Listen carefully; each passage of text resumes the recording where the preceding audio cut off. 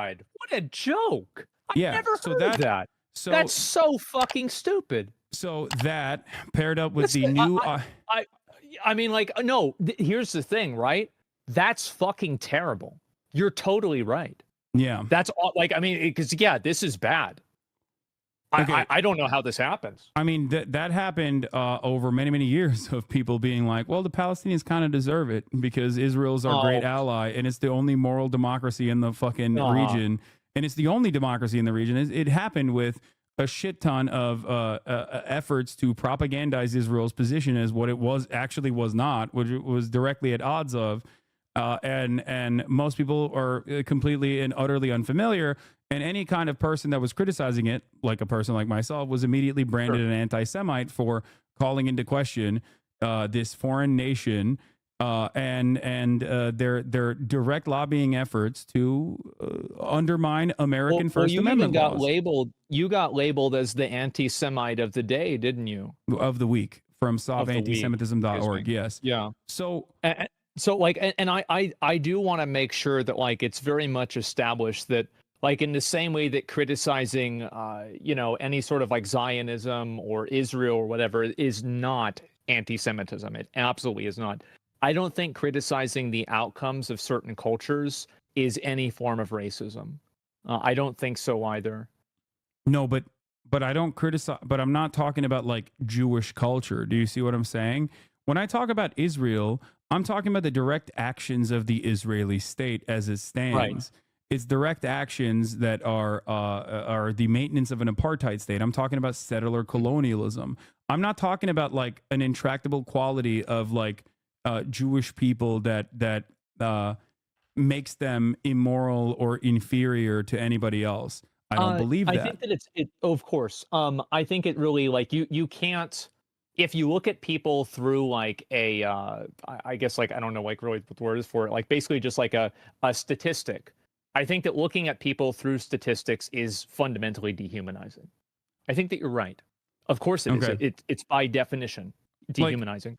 But so I for think that you can look at the actions of the people that are in charge of those countries and say that those actions are not actions that you support yeah, in the same I way that you do. agree, but And that was I also that rate was on a my point of curve. view. I also rate on a curve in terms of like what is immediately in front of me. Mhm. You know?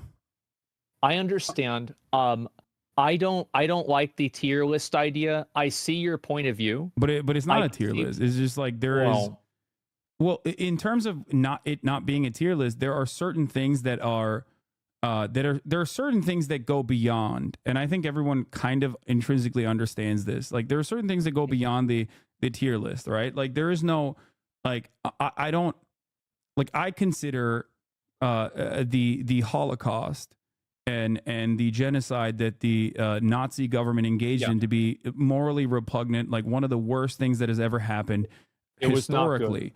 And Yeah, I consider chattel slavery in that same vein and the and maintenance of also it. not good. Yeah. And so I don't think or care about like the way that German Jews operated or their understanding of like homosexuality at the time.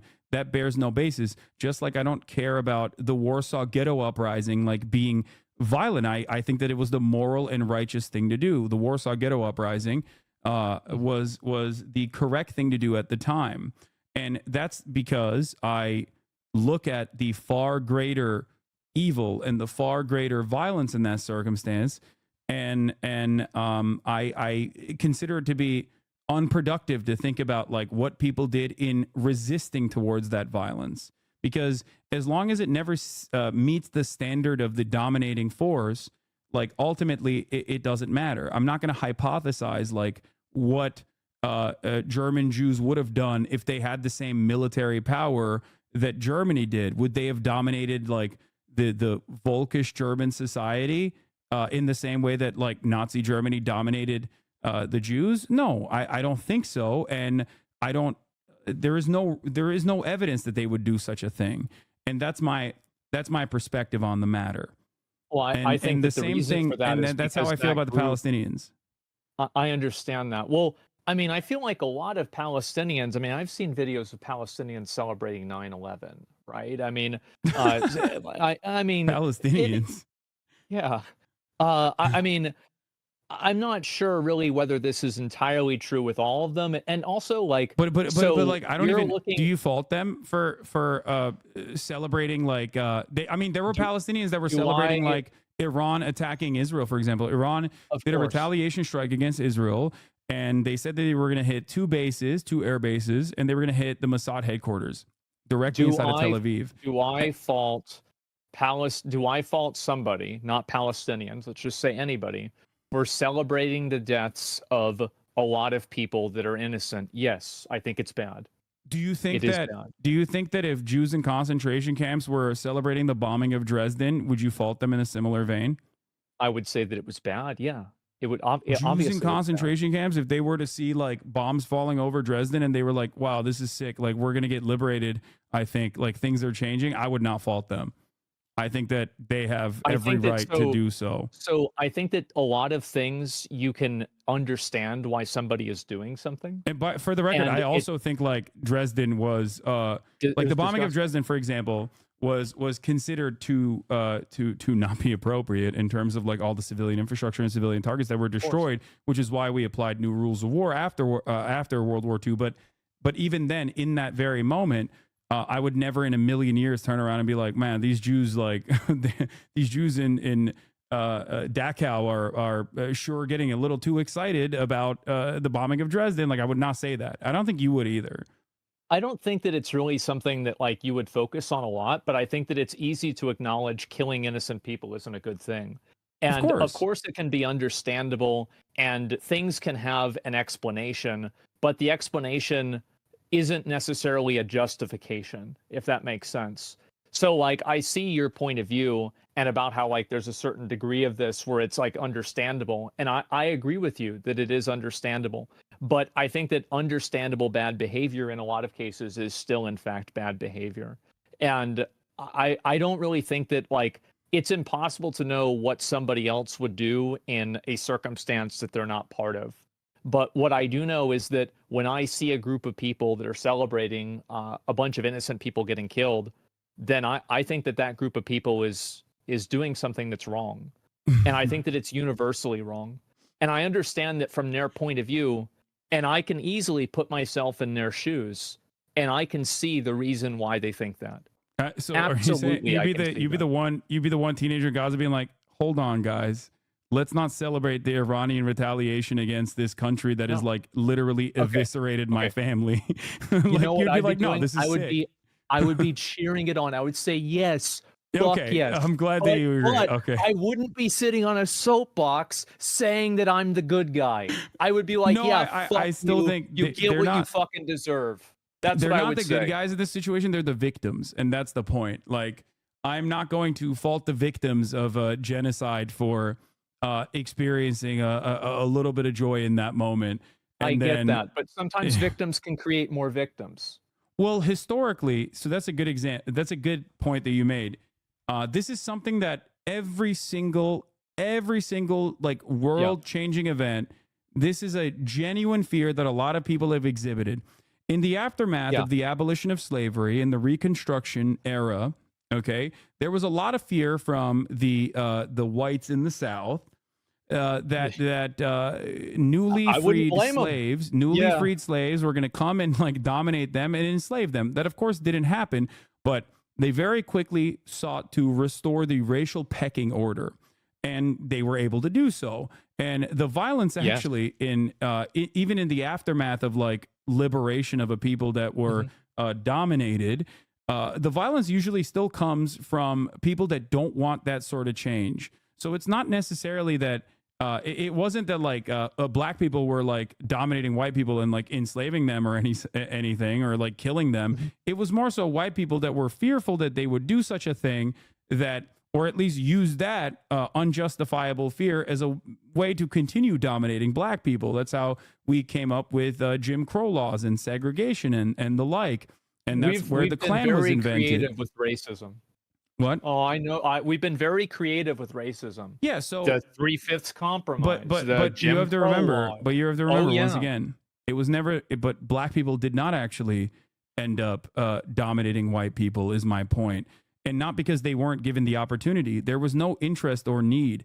The idea that the idea that like colonial victims will do the very same if given the opportunity is false. It has never happened throughout history, and that's my point.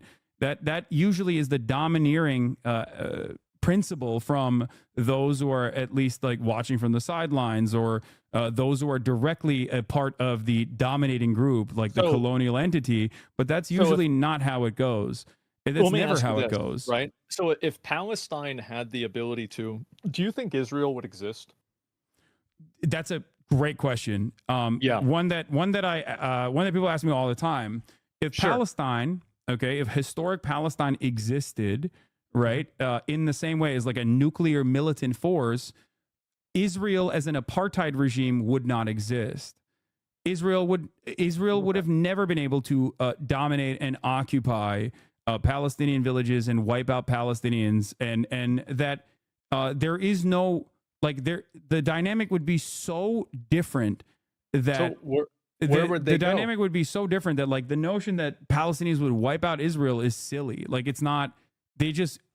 There would be no need for the Palestinians to wipe out Israeli citizens, because that need is born out of being removed from their homes, their ancestral homelands, and being destroyed.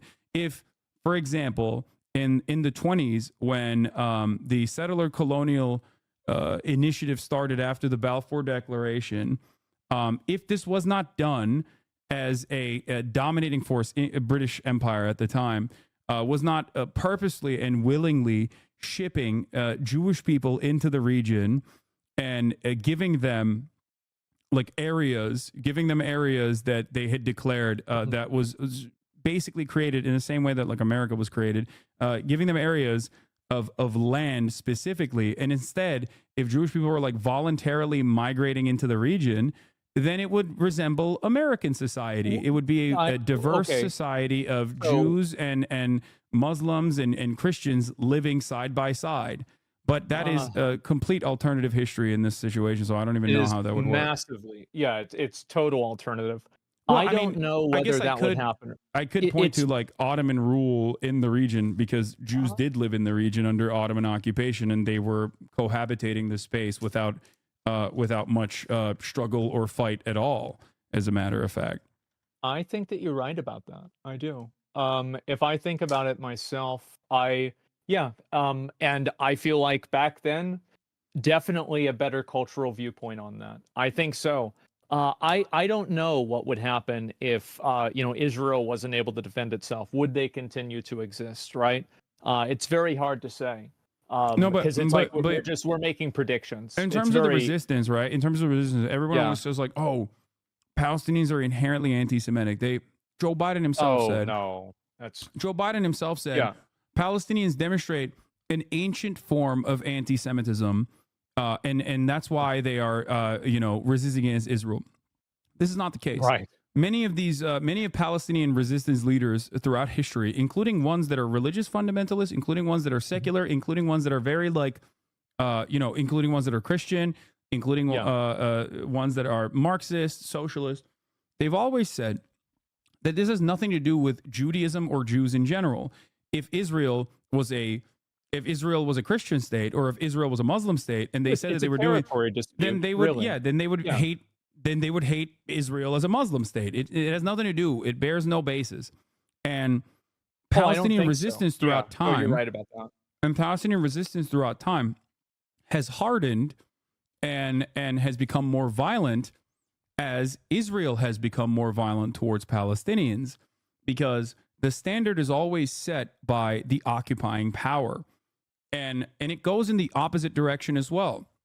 If Palestinians were allowed to coexist amongst Israelis in a singular nation state, then there would be no conflict. There would be no Hamas, because these groups would be dealt with under civil governance. If there were groups that, for example, like the Klan, for example, like there's the Jewish Power Party, which is the Klan, but for Judaism. It's built around. Is that like over in Israel? Yeah. Well, it's originally it's an American Jewish guy whose name is Meir Kahan, There's an entire movement of like, Jewish superiority, Jewish dominance. Right. It's basically, in the simplest terms, it resembles the Klan. But imagine if, like, instead of Christianity, the Klan was like Jewish, I guess. So It's racial superiority. I yeah, mean, racial superiority, stupid ethnic no matter superiority, how. and Yeah, religious superiority. sure. So, like, those groups historically inside of Israel, before they became, a part of the current Israeli government as they are now, those groups used to be treated as like criminals, terrorists. Now, of course, Israeli society, because those groups were usually only terrorizing Muslims and Palestinians and Christian Palestinians, Muslim Palestinians alike, were oftentimes let go with a slap on the wrist, including but not limited to Itamar Ben-Gvir, who is the current, I guess, like in charge of the national police. I forget what his like actual responsibility is. He very famously, in Israel,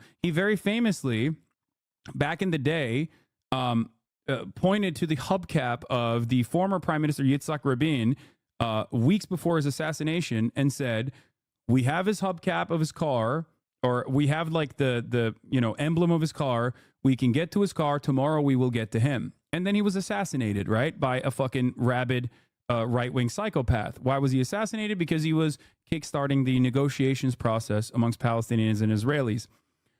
So how do you see this being resolved? Because like I don't really see it being resolved unless one group wipes the other group out. No, and I don't disagree. want to sound like great. What do you think? I mean, the greatest example of this is Europe. Yeah, The European Union. you think it's going to be like that? Well, look at the European Union. These guys were fucking each other's cousins and killing each other for hundreds of years. Like England and France. Okay, they had the 100-Year War. Nazi Germany did the Holocaust, and That was bad. and yeah, so much death and destruction. And yet now there's free travel between Eastern Europe and all parts of Europe that you cannot even imagine a world where these guys would be fighting one another. They are constantly collaborating with one another, constantly trading with one another. They have literally the Schengen visa, where you have free travel even before the last iteration of the European Union. So like, we take for granted peace where we see it, without recognizing that these guys literally fucking slaughtered one another in the most barbaric terms for far longer than Israel has been dominating the Palestinian population. So I personally just can't imagine that. I personally look to history. And recognize that people would much rather collaborate with one another despite their disagreements, instead of constantly being at war with one another. And I think we take there. It's not like it's not something that is far-fetched or imaginary. It's something that we're experiencing right now. That's why I use the European Union example. And the same goes for coexistence amongst Israelis and Palestinians. It's just that the dominating force, Israel, has to be brought to heel. And whether that looks like what happened to Nazi Germany, or whether that looks like what happened with the Algerian freedom movement, the FLN, or whether it looks like what happened with apartheid South Africa, is entirely in the hands of the party that has all of the power, Israel. If Israel continues its death and destruction campaign, well, it will probably bring America down with it, most likely because of our undying loyalty and allegiance to Israel's violent endeavors. Why do you think that America is so fiercely loyal to Israel? I mean, there's so many. There is, the easiest way to describe it is that Israel is a nation state that we basically designed and developed, or at least took over from British colonial rule. And it is an unsinkable aircraft carrier with its own espionage facilities that dishes out our violence that we want to do in the region and test it out at the behest of American imperialism. That gets to be our attack dog. It's an unsinkable aircraft carrier in a resource-rich region that, in a moment's notice, could overtake our more finicky allies, such as Egypt, if there is an issue with like the Suez Canal, for example. That's what Israel's goal is. It secures a trade route, and it also secures, by destabilizing the entire region, it also is an American weapon that you can wield against America's enemies in this resource-rich region. Yeah. At a moment's notice. I think that you're right. Yeah, true. Well, like I'm curious because obviously I feel like, do you think that either candidate for president is going to do anything to No. like improve this? Okay, right. Yeah, of course. No, I think that it's bad to worse. Like, with the way that like our relationship with Israel is unfolded. Donald Trump did a lot of stuff, and if you ask liberals, they hate Donald Trump. They're so mad at Donald Trump. Donald Trump did a lot of shit in the region, whether it was assassinating Qasem Soleimani, a high-ranking general of the Iranian forces, whether it be ripping apart the Iran denuclearization agreement, which was the one that died like a dog? No, that was, I think it was, that was Baghdadi. But yes, anyway, Baghdadi. There you go. Yeah. Sure. No, there's a lot of that. Yeah. So what that does is destabilizing the region at the behest of Israel's foreign policy goals. The Iran denuclearization agreement being ripped apart was done at the behest of the Israeli government. Okay, I'm going to continue talking to you about this, but I have to pee really bad. I'm going to run this video. Do too. Okay, I'll be right back. Okay, we're doing a pee break. Yeah, okay. 4 people were killed here, dozens wounded. The flames ravaging a section of tightly packed, flammable, improvised shelters. Among the debris, exploded gas canisters, fueling the nightmare that so many woke into. As you see, the fire was massive. People were on fire. People were on fire, and the civil defense guys couldn't reach them. However much bombing we've seen, this was the most horrific night. Elsewhere, a mother and her 10-year-old son, shrapnel still lodged in his abdomen. Here I'm sitting and I don't know how I'm going to sleep tonight. From dawn, I've been going from tent to tent, looking for a blanket to cover my children. I couldn't find one. For years, over multiple wars, Gaza has suffered a mental health crisis among its children. But what do you call a year of this? Crisis hardly seems adequate. And still it goes on.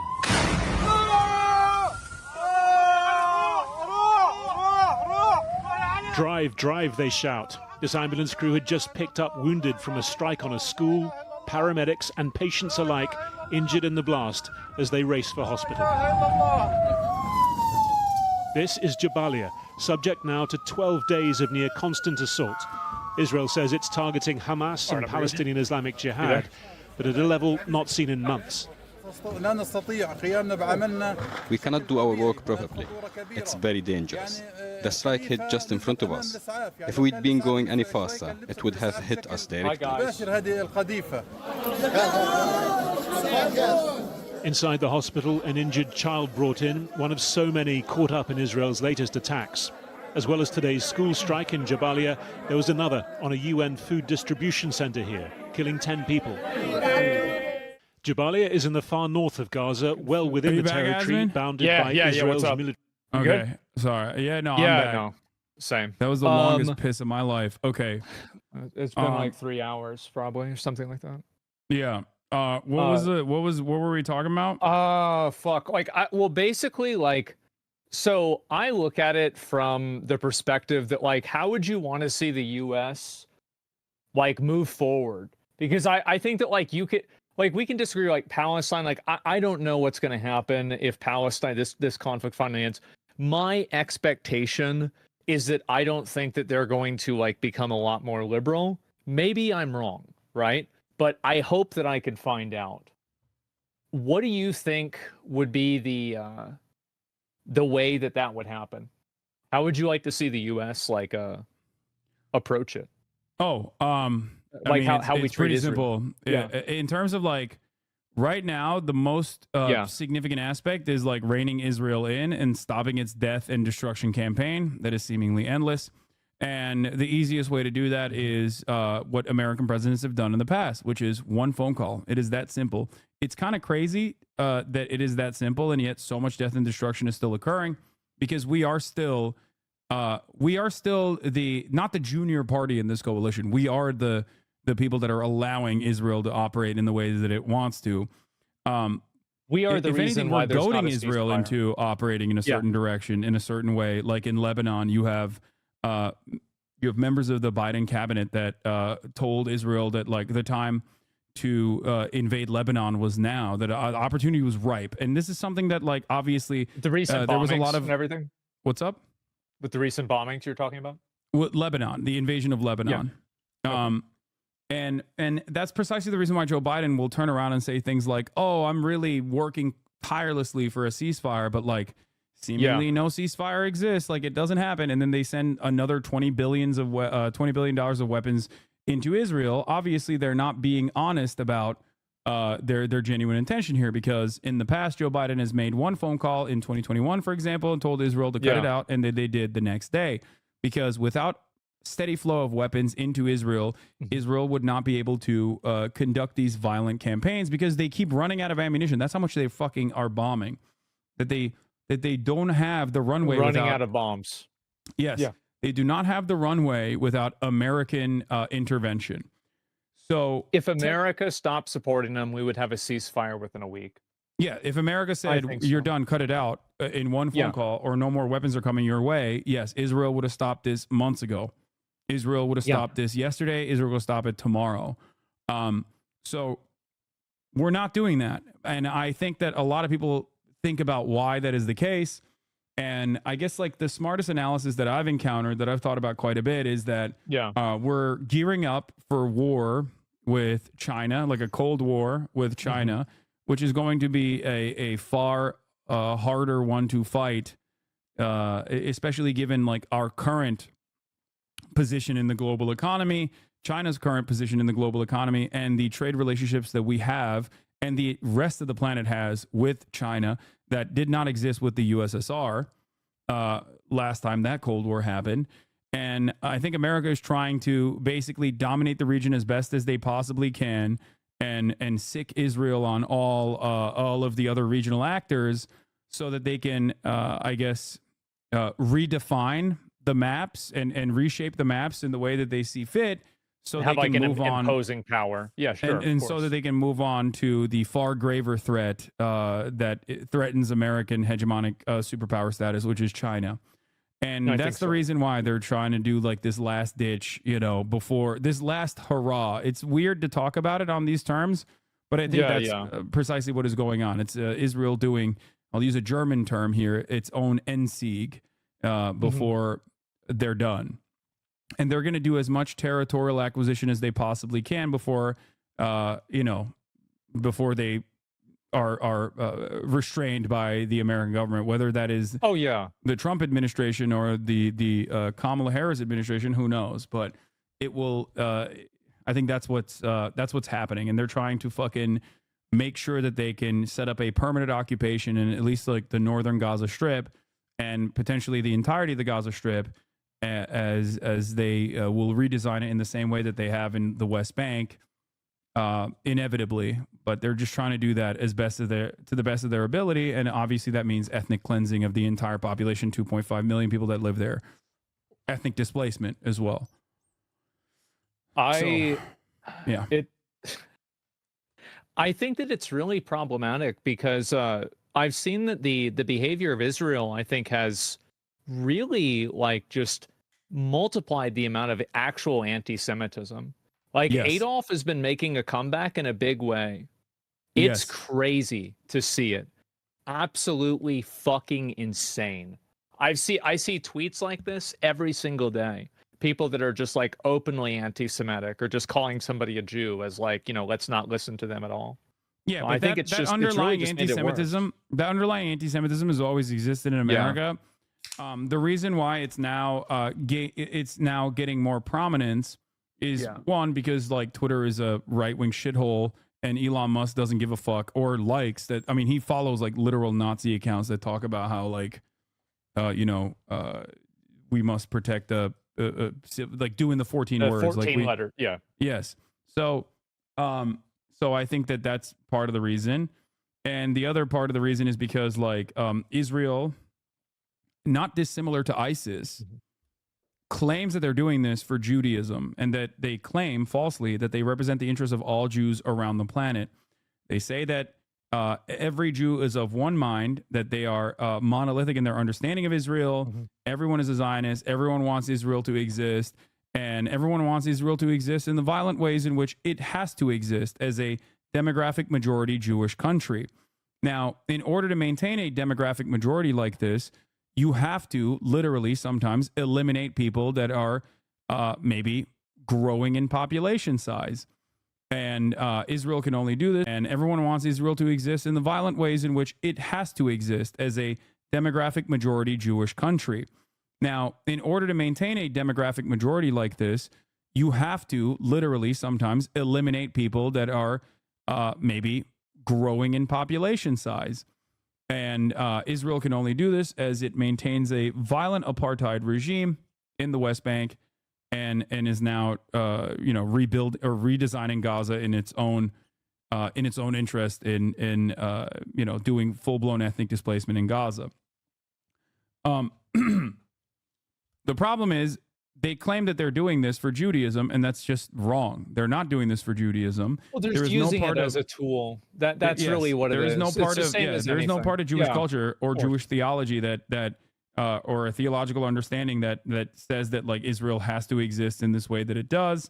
As a matter of fact, there is actually a theological understanding under Judaism that Jews cannot have a nation state until the Messiah comes back. So that's the reason why you see so many of these like ultra-Orthodox Jews in pro-Palestinian demonstrations that are side by side with the Palestinians criticizing the state of Israel. It's like blasphemy. Yeah, there are a shit ton of anti-Zionist Jews that are prominent members of the resistance against Israel. I have Jewish fans in Israel who are anti-Zionist living in Israel, and I analyze that in the same way that I analyze my own existence in America. I do not agree with American imperialism. I think it's awful, and I work every day to try to get others to recognize that reality. And having said that, the most prominent displays of Israel and the most prominent defenses of Israel are always in mainstream media, are always associated with Judaism. That's why you hear the likes of Jake Tapper and many other anchors, for example, say criticizing Israel is anti-Semitic. I can't believe that you're an anti-Zionist. You're anti-Semitic. You want Israel to be destroyed. You want all the Jews that live in Israel to die. This is false, and it's a smear, and it no longer works. But because Israel is constantly portraying itself as a Jewish state, and because Israel constantly claims that they're doing all this, I think that there's that. That's also a very big component. There is the moral authority, like we're killing you for your own good.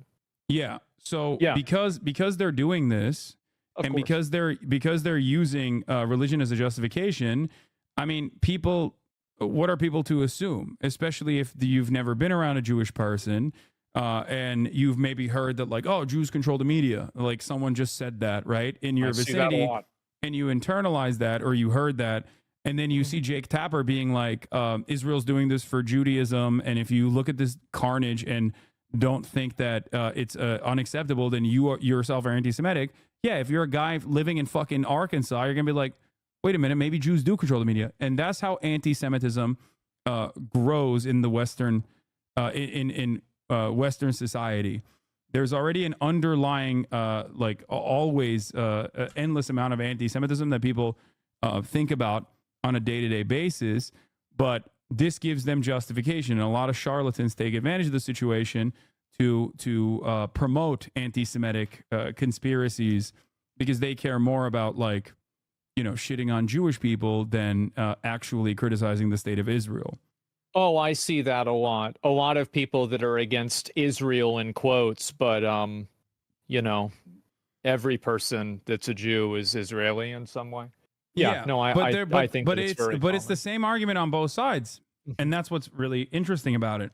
Because the difference between Jake Tapper saying all Jews are Zionist and therefore criticizing Israel as anti-Semitic is no different than a Nazi saying all Jews are Zionist and therefore, Israel is the Jewish state and they want to fucking destroy Israel.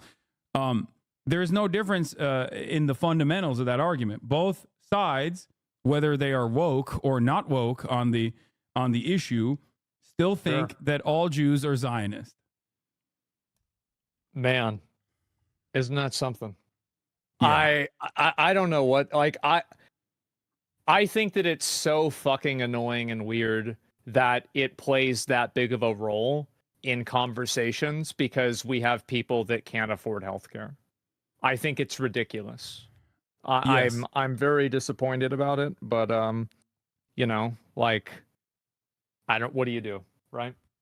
Yes, but also Go ahead. something to remember, something Yeah. to consider is that regardless of what people say, I mean, this is why I don't consider criticism of Saudi Arabia to be inherently Islamophobic.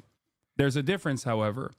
Like criticizing Saudi Arabia for doing a genocide in Yemen, or criticizing Saudi Arabia for, again, being a sovereign nation state that is at the heel of the United States of America, that is a willing participant of American empire, therefore is not politically constrained in similar ways that like other forces that are dominated by American empire, still maintaining, some aspects of religious theocracy in their own governance, is an appropriate criticism of Saudi Arabia. You can do that without saying Muslims are, exhibiting an inferior culture. You could say that about the UAE. You could say that about many of these other countries, whether it's Qatar or UAE or Saudi Arabia, Oman, and the like.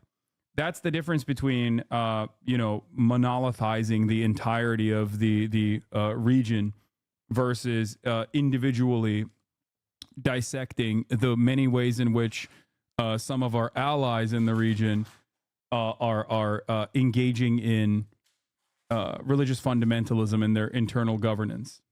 It's awful, man. Like it's shocking to me that so many people buy into it and so many people still do it. Like I am amazed. Like here in the U.S., it feels like people are becoming more religious. I think that people over there, you don't think so? No, absolutely not.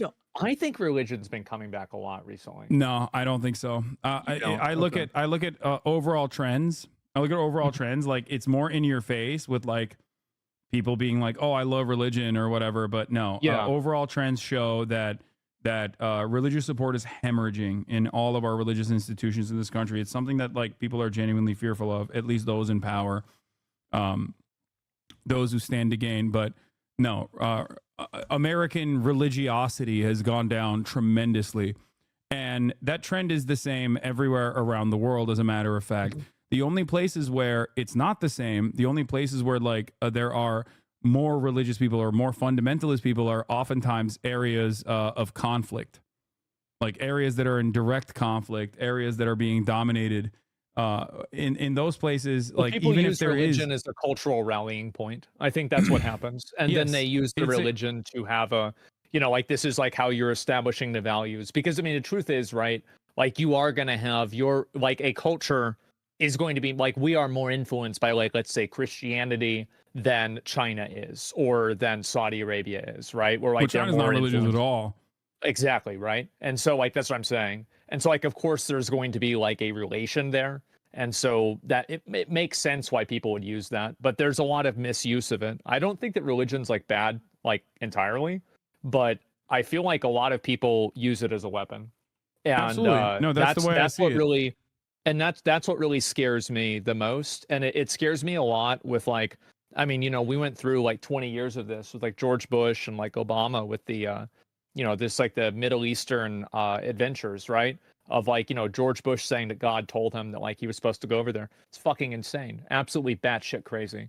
And so I am very, very like afraid of that. I'm very worrisome of that. And that's where I think a lot of my distrust comes from with like any sort of culture that prioritizes religion as like a cultural like rallying point, is that I just feel like a lot of the ideas that they have are really bad. Yeah. So I don't disagree with religious fundamentalism on principle. I agree that it is a bad thing, and there is never a moment where I've said that like religious fundamentalism is appropriate. I just simply recognize that it is nowhere near the most devastating aspect of like any kind of society if they are currently in the process of being wiped out. That's just my analysis on it. You know what I mean? Well, I'll give you this. I think Israel's worse than Palestine. How about that? Is that good? I mean, yeah, I Yeah. agree. Okay. I mean, far worse Yeah. in terms of what kind of power it has, because Sure. I think we understand, right, that if you are like, if I'm 6'4", 225 pounds on a good day, okay? Yep. If I were to go and beat the shit out of kindergartners, like, I would be held responsible. If a kindergartner in the Yeah. process punched me back and I said, ow, you hit me, now I'm going to go beat the shit out of your family members with my, and maybe even use my guns on them, you'd be like, this man is a monster, put him in jail immediately, right? Sure. Yeah, but when Israel does it, and you turn around and you go, what about the vibes of those kindergartners, though? Did they deserve it? Maybe they do deserve it. Maybe they had some bad opinions. Maybe they called him Baldy or something. Uh-huh. Then obviously it would be seen as like even if I was interested or not interested, even if I could recognize right from wrong, it would come across to onlookers that I was like justifying some of the some of the things that the much larger party in this circumstance, me, did to the kindergartners. I really hope that Palestine can be free. But I don't think that I don't think it's going to go the way you think it will. I don't. What do you mean? I think that with continuing to control people with like religious fundamentalism. I think that's going to continue. I don't think that the moment that like they get out from under Israel, they're going to just like be okay with all of these other types of like identities. I don't think that's going to happen. Yeah. But that's never happened, is what I'm trying to tell you. Like that's never even been able to be implemented in terms of like Palestinian history. So much so that there's never been a moment in Palestinian history where there's like any sort of sovereignty. So we can't make that we can't make that assumption, because that has never even throughout Palestinian history ever existed. I agree with you. And I think that I have an assumption. I think you also probably have an assumption. But I think that we both agree that it would be good to find out who's right. I mean, sure, but once again, regardless of there's two different things that I want to make very clear here. Yeah, go ahead. Regardless of whether Palestinian people will, let's say tomorrow, Palestine is emancipated and they have full-blown sovereignty, and they decide to be religiously like very right-wing, very fundamentalist. I still think that is infinitely better than the current genocide that is going on. Would you agree with that? Is it better? Well, I mean, like, wouldn't if they're going in there and they're killing other people instead, I could see arguments for being... No. I'm saying like they are being very restrictive towards gay Palestinians. Let's say tomorrow Palestine is a sovereign state, and as a sovereign state tomorrow, they're no longer being genocided. And in the when they are rebuilding, Palestine is a sovereign nation state. They are very homophobic, very transphobic. They're like really harming gay people and trans people in Palestine. They're like arresting them. I still think that while still inappropriate, would be a far greater outcome than being completely wiped out and being completely genocided.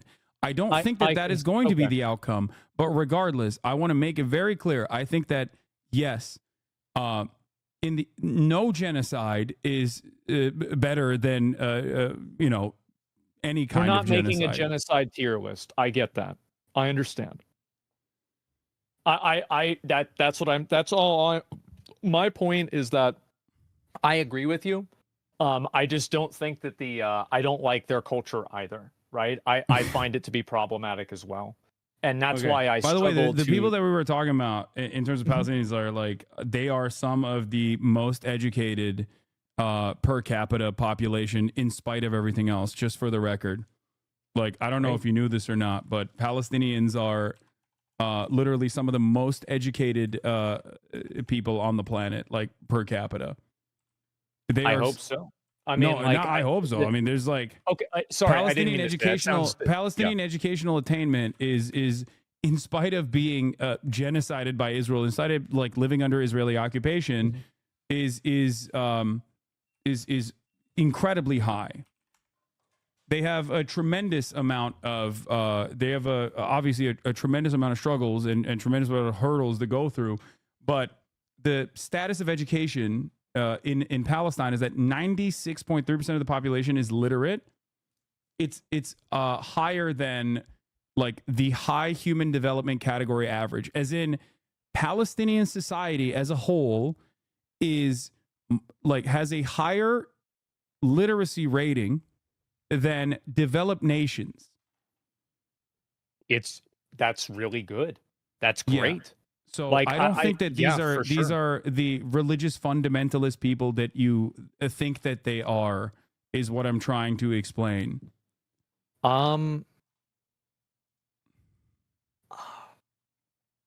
I don't think that I think there were a lot of people that were religious and also very well educated that can do very bad things. I don't think that, like, For sure. the more educated you are, like, I see what you're saying, and I think that you definitely do have an argument with it. Do you sure understand why like cultural inferiority arguments end up like leading you astray in this subject matter? Because now that I've told you the literacy rate being higher in Palestine in the Palestinian population, now you're saying, well, they can be literate and still fundamentalist, but like, well, yeah, there isn't evidence of this reality of like broad sweeping fundamentalism in Palestinian existence at all. If you are pointing to Hamas, which is a Islamist fundamentalist organization that started off as a charity that became this like violent resistance group, in terms of their governance, if that's what you're pointing to, once again, the situation is very different for the broader Palestinian society, because that is the only group that has successfully been able to thwart Israeli incursions, further Israeli incursions. That is the reason why they are the domineering group. Israel killed all the fucking secular leadership so consistently, or turned it into, like the Palestinian Authority in the West Bank, turned it into its own security apparatus, but with a Palestinian face. So from the calculation of the Palestinians, they're like, okay, these guys are fucking, these guys are religious, but they're also the only people defending us. It's the devil, you know. I understand the It's argument. not even the devil. They see it as like, these are the only people that are fighting back against the country that is, bombing my house. I understand that. And I can see their point of view. I just think that they're still bad. I do. I think it's bad to prosecute people and to kill them based off of their identity. Okay, there's no disagreement. There's no disagreement with what you're saying. Of course. The difference, however, is that again, go ahead. Palestinian internal governance has always existed within the confines of being a colonial entity. They have never had full-blown sovereignty. So their internal affairs have to always be analyzed. Well, one, Palestinians are not of one mind, right? So that's number one. And number two is that we are talking about, especially if we're talking about the Gaza Strip, we're talking about people that are majority underage. Majority. The majority of the Gaza Strip is under the age of 18. So, like, we're talking about killing teenagers for the most part. We're talking about killing kids, because that's what's going on.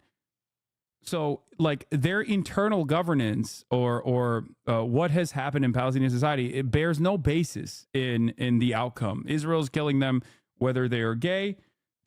Israel's killing them whether they're straight or whether they're fundamentalists or not.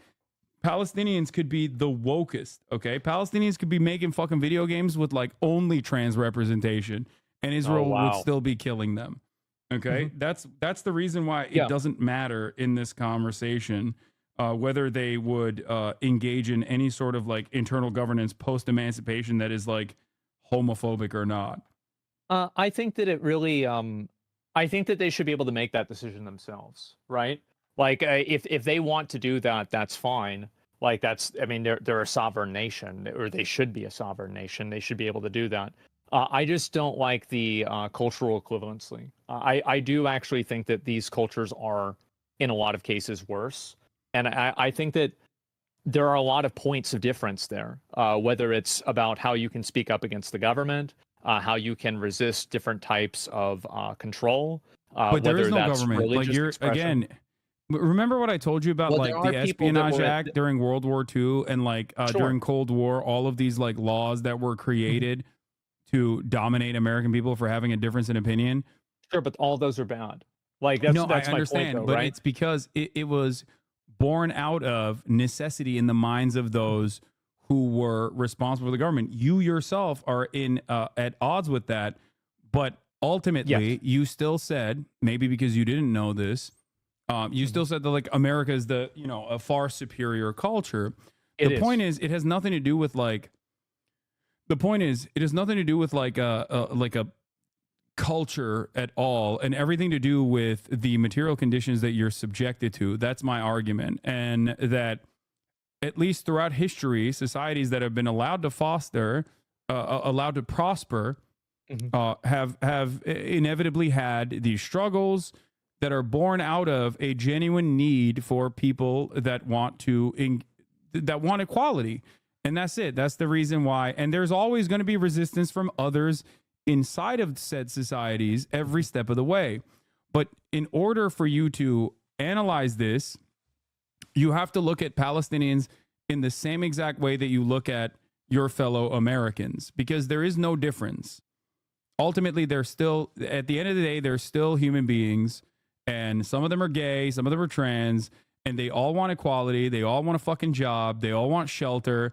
And they all, you know, want to play WoW Classic over retail. Right. I, of course, I agree with you about all of those things, except for I don't know if all of them want equality. I do think that some of those people do actually hold very regressive views, the same as the way that we have people. That's what I mean. Right? But you have to, you have to analyze broader Palestinian society in the exact same way. With that, the moment that you are equipped with the understanding that they are no different than Americans, okay? Some are going to be restrictive. Some are going to believe fucking insane shit. Some are going to believe insane shit in the other direction. Like some are going to want to make Concord again, okay? Some Palestinians are going to be like, I want to make Concord, but more gay. Yeah. Okay?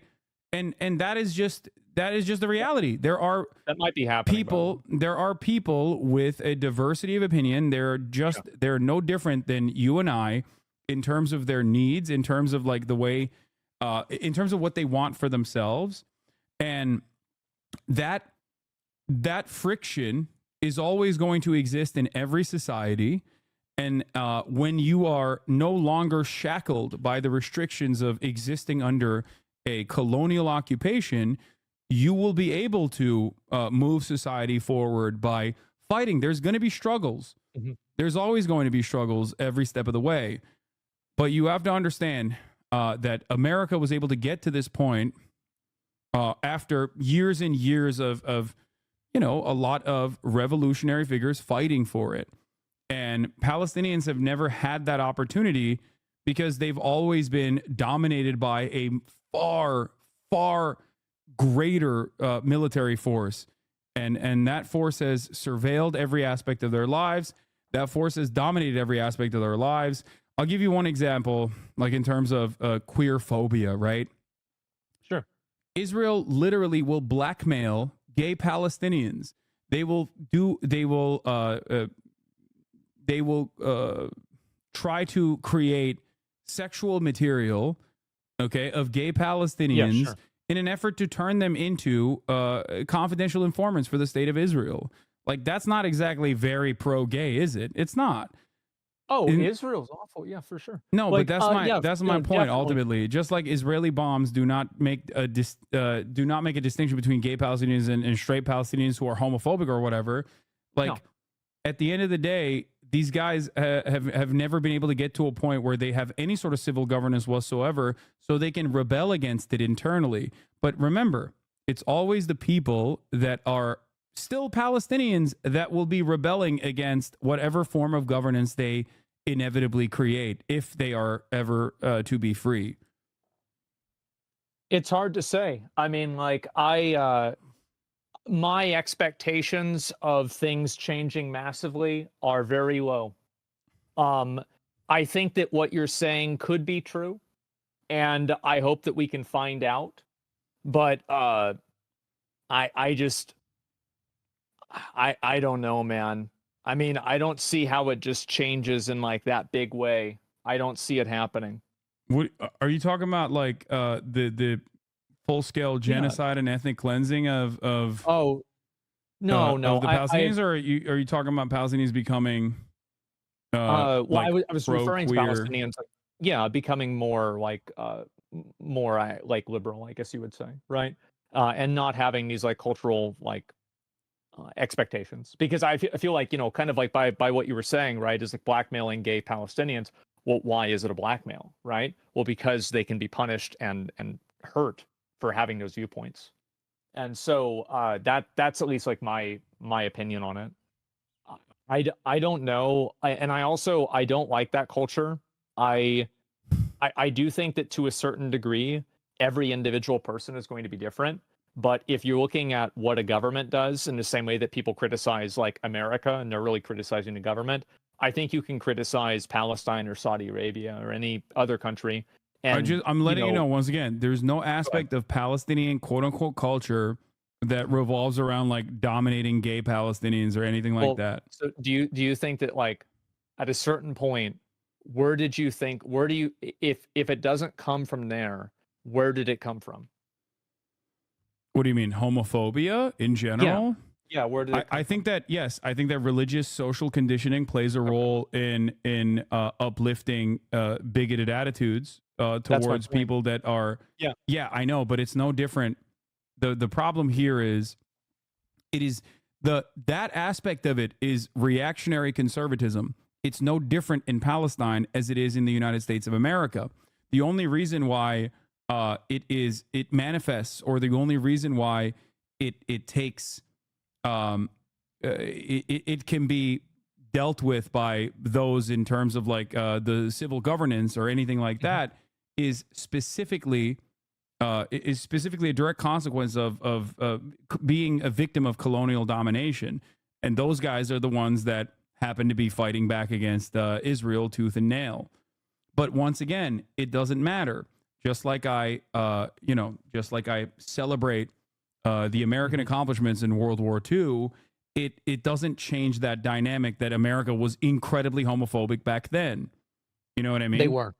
True. It was. They were murking. And they, by the way, America still has gay panic laws and things of that nature that allows people to be able to potentially kill their partners. I mean, let's see what the latest is on the gay panic, trans panic defense bans now. Oh, I'm sure there's all kinds of like stupid stuff like that. And for sure. Under no circumstance would I ever advocate or say like, well, America is an inferior culture, and that's why like. Well, I think that aspect of our culture is inferior. I do. I think it is inferior. I think it's worse, and I think we should hold ourselves to a higher standard. We should hold everybody to a higher standard. I don't really see how like being a developing country, like I don't see the correlation between, you know, if a country is like being occupied or something like that like that's going to make them more homophobic. I don't really see how. Wait, how do you like, not see that? Well, it's entirely it's not even being occupied. You understand, right? Like it's well, whatever word you want to use. It's what material conditions look like when you are occupied. Mm-hmm. That's why I gave the example of the Westboro Baptist Church. Those guys are not doing ISIS style executions of gay people because they live in America. If they were born and living in another part of the world, and if they were living in America, I guess like post-nuclear Holocaust or something, they would absolutely be doing that.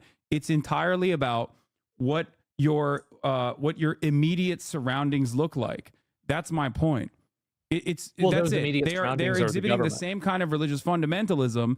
The only difference is there is no like greater outside force that is like destroyed the United States of America in its entirety, and therefore they can just like fucking fulfill their violent desires whichever way they see fit. That's the Well, it's that's the impossible only to know. difference here.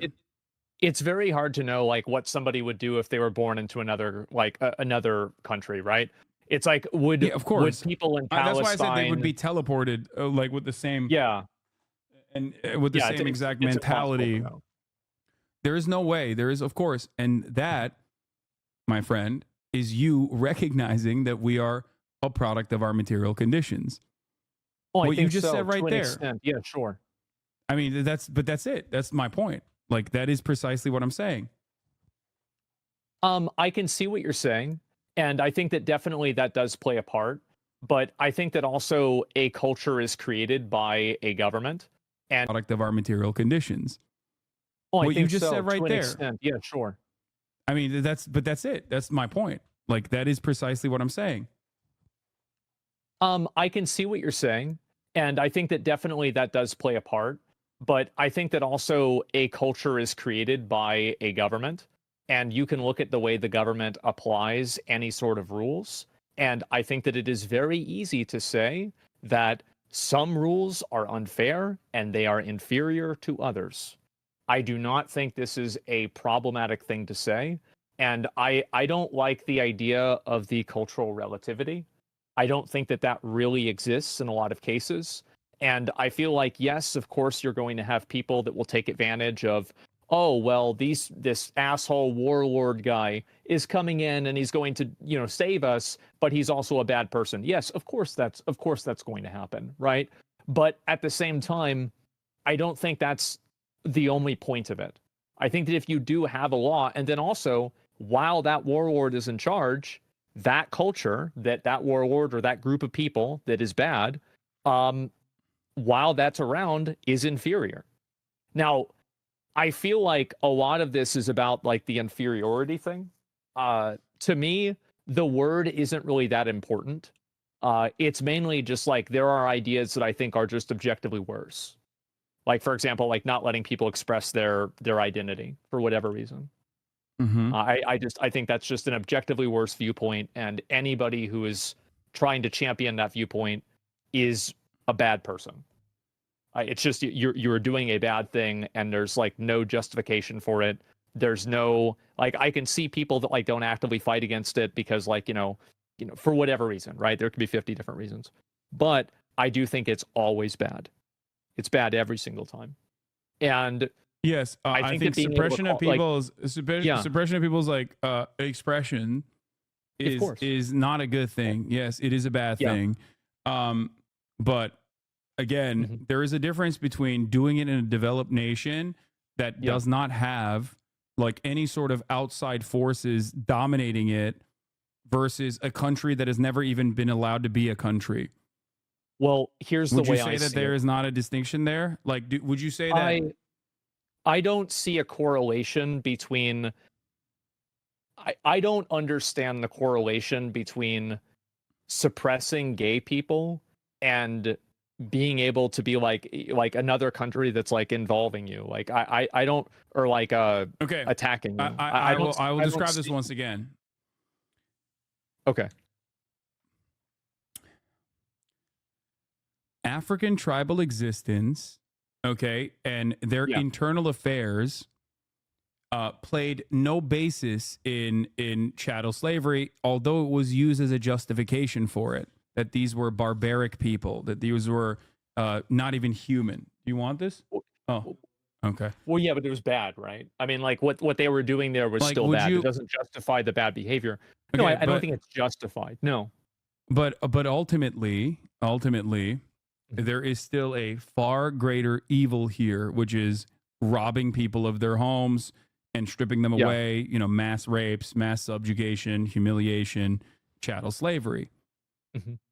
So when historians look to this, when historians look at chattel slavery, they don't analyze the conditions of African tribes unless they are a different kind of historian may or may not be trying to justify chattel slavery. And the same goes for any kind of colonial domination. Some of these opinions are more permissible in polite society than others. The reason why I'm using chattel slavery is because everybody recognizes right from wrong. Yeah, sure. Like South Africa, apartheid South Africa, the idea that black people were inferior in apartheid South Africa, I'm sure people probably made similar. I know for a fact that they made similar arguments in apartheid South Africa, where they were like, well, black people are, violent and barbaric. And why do you care about this one little country of South Africa just because it's being controlled by white people? Like, but when black people came into power, okay, when apartheid South Africa, when the apartheid was lifted and they came into power, obviously there was still an economic apartheid, but the notion that they were going to be barbaric did not occur at all.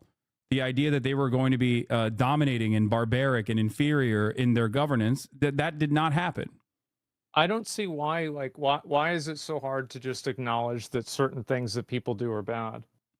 Like it's not I'm acknowledging that religious fundamentalism is bad. I'm also telling you that it plays no role in the far greater evil, because the difference between killing 10 gay people and killing 100,000 gay people is killing 100,000 gay people is worse, right?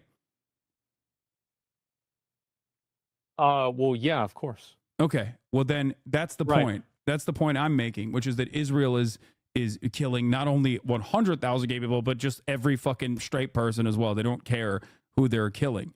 And that is the reason why I don't spend a lot of time being like, well, the Palestinians have never actually shown me that they deserve emancipation because they're not like super woke about gay people. Yeah. It bears no basis in this.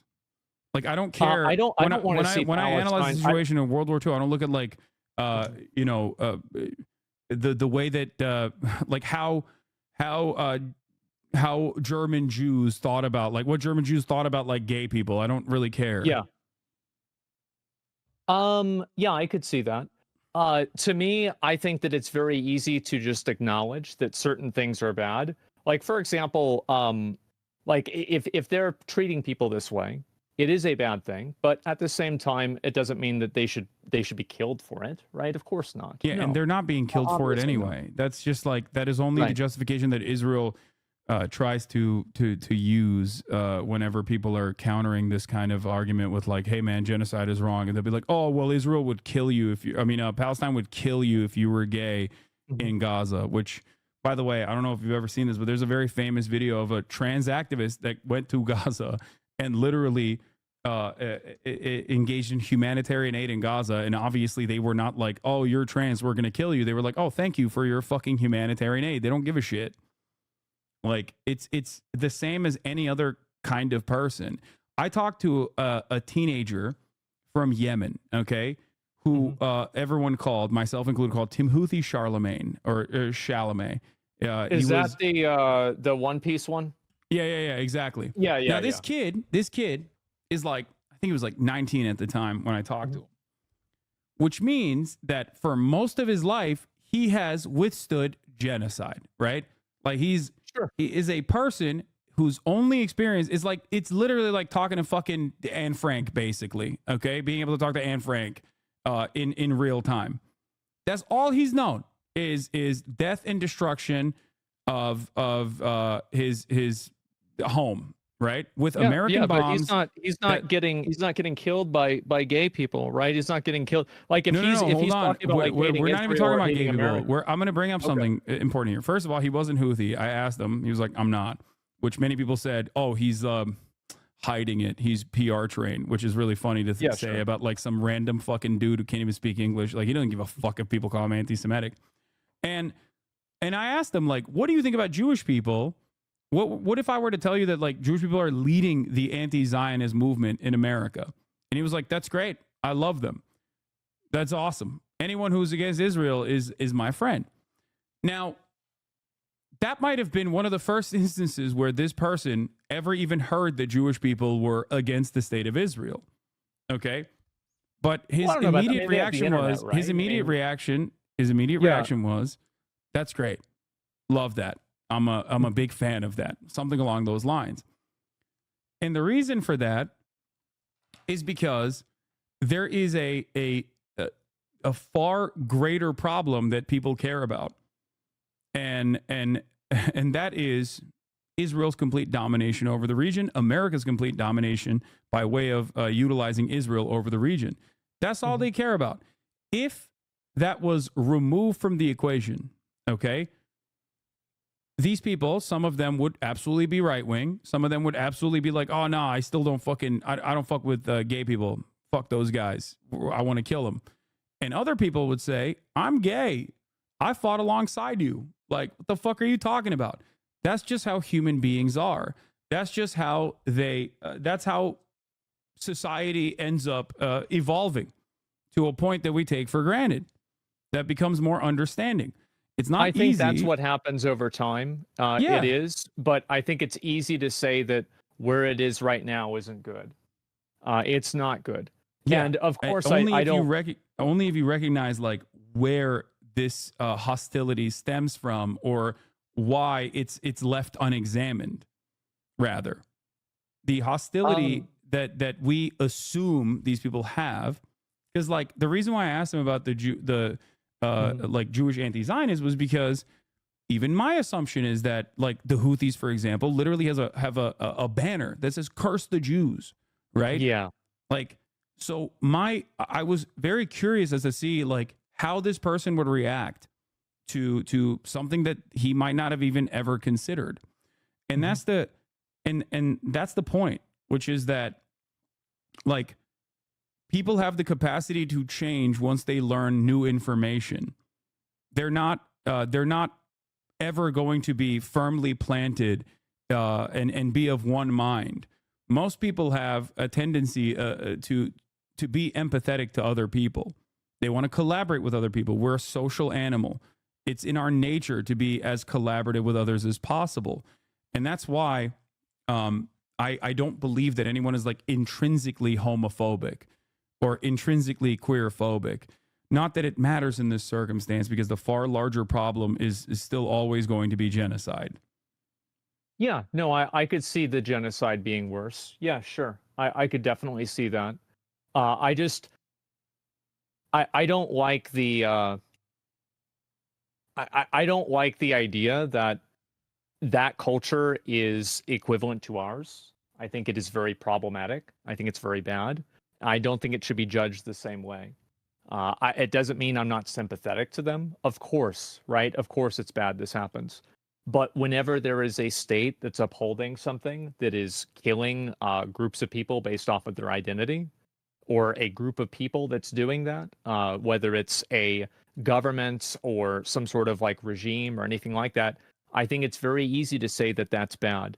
I don't think that saying that, like different types of persecution is for one reason or another, like okay because they're being being occupied in some way or another, right? I don't really see how these two things are related, because they're not being occupied by gay people. They're not being occupied by trans people. They're being occupied by Israelis. So it's exactly, like if you're, which is why they're not hating gay people and you're making that against the law. No, that's a good point, Asman. That's a good point. Yeah. That's why they're not like, if you think right now or at any point, Hamas is like, we really got to fucking deal with these homosexuals in our ranks. Like, you're out of your mind. That's not what's going on at all. I don't think that's the case at all. Of course not. Okay, so when the dust settles and then they start killing gay people, what are you going to say? Okay, but you can't hypothesize a future where they're going to do that when there is no fucking like evidence that they're going to do that in a free and a completely emancipated sovereign nation state. That's my point. The assumption that they're going to do that is the bigotry. That is where we're at odds. The assumption that they're going to do that immediately, it almost feels like they want to be free just so they can kill the gay Palestinians, which is a ridiculous fucking assumption. Not. Of course, that's not the reason. Okay, They don't. but that is, They but don't you want to understand that become like free to kill all the gay people. Of course not. But like, I mean, it's an openly stated thing with a lot of these cases, even inside of any sort of other culture. There are many cultures that are openly stated to be against people of different gender identities. This isn't some sort of like unique, monopoly that Palestine has over this. I think it's true in many cases. But Palestine has never. But given the fact that there has never been a sovereign national Palestinian state, making this inference is ridiculous. Is my point. It's like saying that if Texas were to exist on its own, that they would start fucking executing gay people and enslave black people again. Except there has been a state, or it wasn't a sovereign state, but there has been an instance where, Texas did actually fight hard to enslave black people and continue to enslave black people. That's why we have Juneteenth, which is far after the point of abolition, where they still maintain the practice of chattel slavery. So even then, there's more evidence that Texas might potentially do that, as opposed to Palestinian statehood, which has never been a form of governance that has had a moment to behave in the homophobic ways in which we assume they will. And ultimately, once again, they would still be dominating gay Palestinians.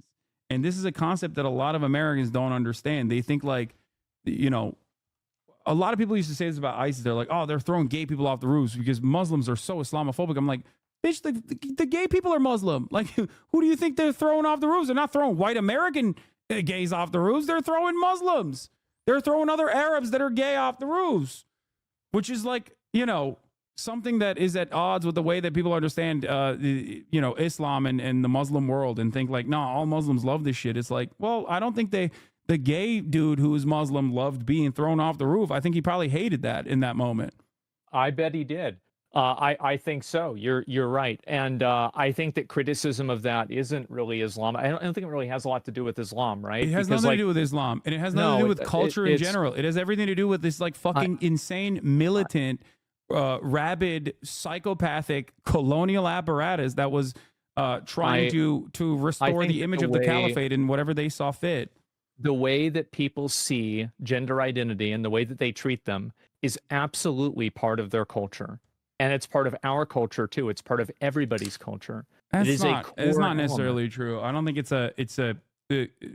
when you say it's a part of their culture, you make it seem like it is an intractable quality. It's a quality that cannot change, or it's a quality that definitely exists across the board as a monolithic force. That is not the case. That's my point. Of course, nothing's monolithic, right? Nothing is ever going to be monolithic. The same within the US or anything like that. But I think it's a viewpoint that a lot of people have, and it's the same as here. There's a lot of people that have viewpoints about that here. And guess what? Our laws reflect the viewpoints that a lot of people have. And so what's going to happen in Palestine? I don't know. When they get independent, our laws reflect a lot of the people's viewpoints. Because if that was the case, you wouldn't have been so shocked about Texas BDS laws. Like, I don't think it's your viewpoint. I think if you were to sit down every person in Texas, they'd be like, what the fuck are you talking about? This is unacceptable. Yeah, no, you're right. You're right about that. I mean, there are some of them that get through. You are right. But I do think that in general, the laws do have a rough estimation to what the people's values are. I don't, like, not again, we're talking about abortion bans, for example. Abortion Yeah. bans. That's not the viewpoint of the overwhelming majority of people that are now subjected to abortion bans. Governments do not operate at the behest of their citizens, even in democracies, even in quote unquote theoretical democracies like the United States of America. So no, that is not the case. And people always are fighting against their governments in order to, at the domestic level, get the equality that they fight long and hard for. The problem, however, with Palestinian society is that they've never had a fucking functioning sovereign state and a government to begin with. And even if they did, the assumption that they would be homophobic is ridiculous because, once again, there is no historical reference point for this.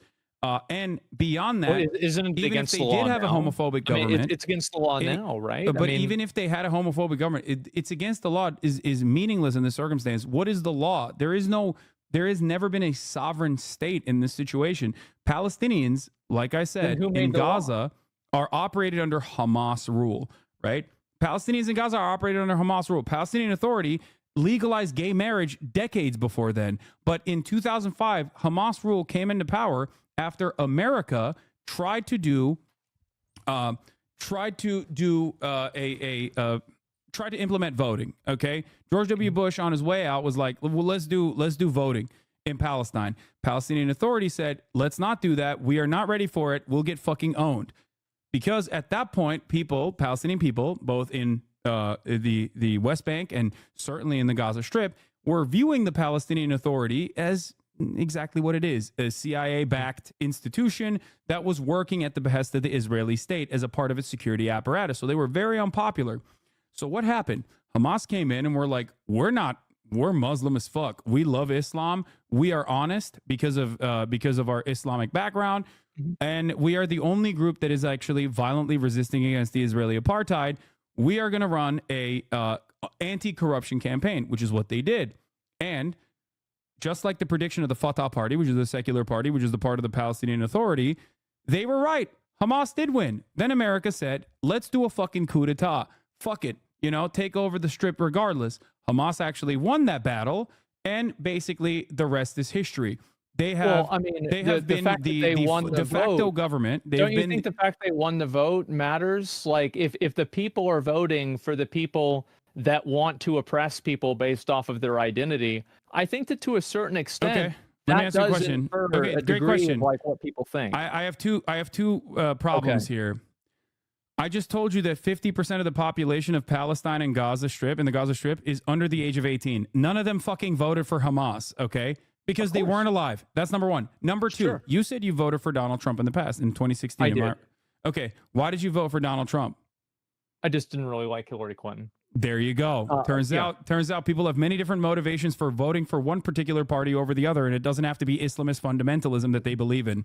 So that's my point. Because they're human beings with a shit ton of different attitudes and different opinions. If they see the dominating party of Fatah as a party that is completely captured by Israeli security apparatus that is working at the behest of this state that is destroying their lives, they're going to be like, okay, I'm going to go with the other guy, just like you went with Donald Trump over Hillary Clinton.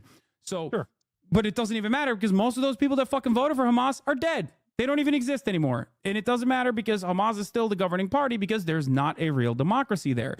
They are a militant force that is dominating the Gaza Strip, that is simultaneously fighting against the Israeli state. So I hope that this helps clear your understanding of the way in which Palestinians live in the Gaza Strip and how this has nothing to do with their internal affairs or their government or how they view the world or how they view gay people at all. I get it. I think that, and I do hope that they get their independence. I think that whenever they do, they're probably going to do the same thing that Hamas did to gay people before. No, they were not. And let's. But I just told you. I told you that. Hold on. Let's look this up real quick. Go ahead. Like, if that was the case, which is such a funny argument that we're having over like a group of individuals that are being genocided anyway. Like, I don't give a fuck if they literally were straight up jailing every homosexual person in the Gaza Strip. I still think that the genocide is inappropriate and completely unjustifiable. But yes. Well, two things can be bad, right? What? Two things can be bad. It's not like only one thing can be bad. Like, obviously, it's bad. West Bank, it's been legal technically since the annexation, but since 1951. They adopted the Jordanian Penal Code of 1951 in the West Bank. Shortly after the Jordanian annexation of the West Bank in 1950, same-sex acts were decriminalized across the territory with the adoption of the Jordanian Penal Code. So it's been decriminalized in the West Bank. And Let me before then, what? Oh, go ahead. And before then, it was first the Ottoman law, which was decriminalized in the 18th century. And then after that, it was British law. So on the 18th of September, 1936, the Criminal Code of Mandatory Palestine, British Mandate Criminal Code, which drew from the Ottoman law or English law, was enacted. which looking at meant Wikipedia? that sodomy is illegal. What? I'm looking at the LGBTQ rights of Palestine and on Wikipedia. Okay. So yeah.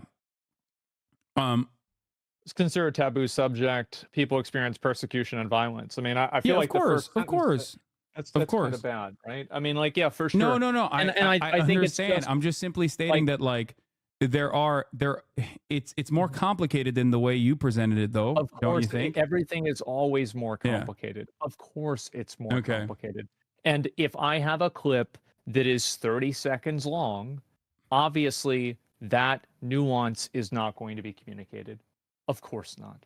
Yeah. But all I'm saying is and that ultimately go ahead. ultimately they will get to a place of being more open-minded to gay people once they have the opportunity to be free, to be a sovereign nation, and then their gay neighbors, their gay peers, their queer peers are able to fight their own civil rights movement like our queer peers did back in the day in the United States of America.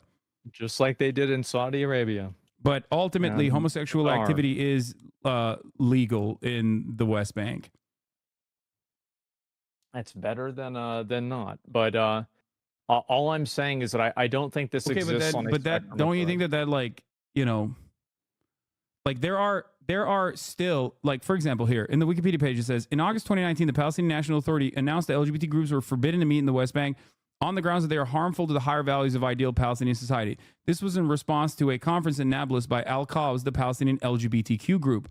Following the backlash, the ban was later withdrawn.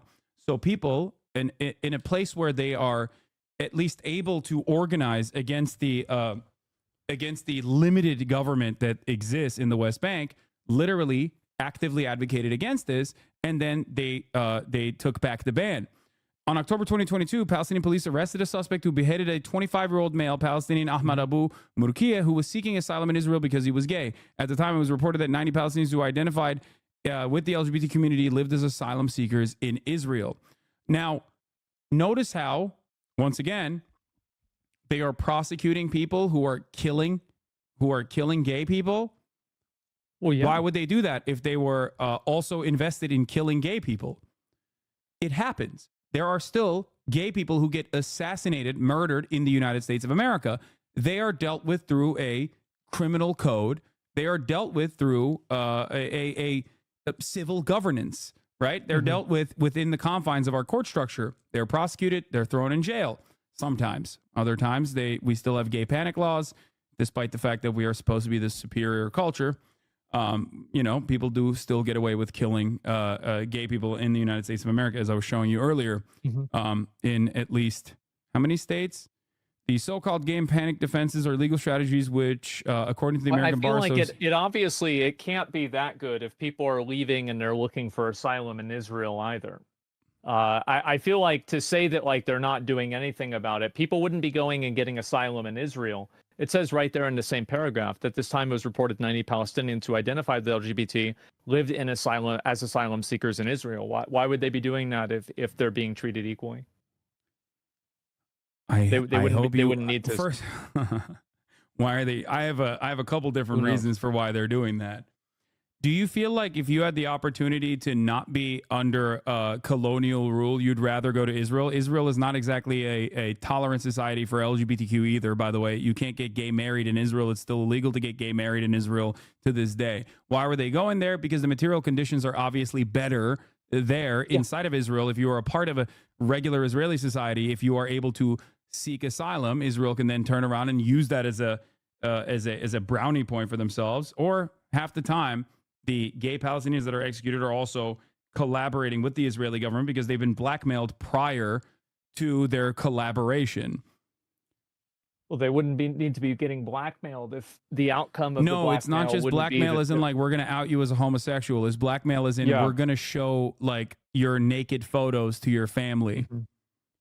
It's not blackmail like, oh, your friends are going to know you're gay and then they're going to kill you. No, it's blackmail as in we are going to show naked photos of you to everyone. Now you have to collaborate with us. I don't really revenge see the porn. logic there. Like, okay, so I get what you're saying, but like, how does that make sense if it's only being applied to gay people? It's like, wouldn't No, it's not everybody just have gay naked people, photos? but gay people Yeah.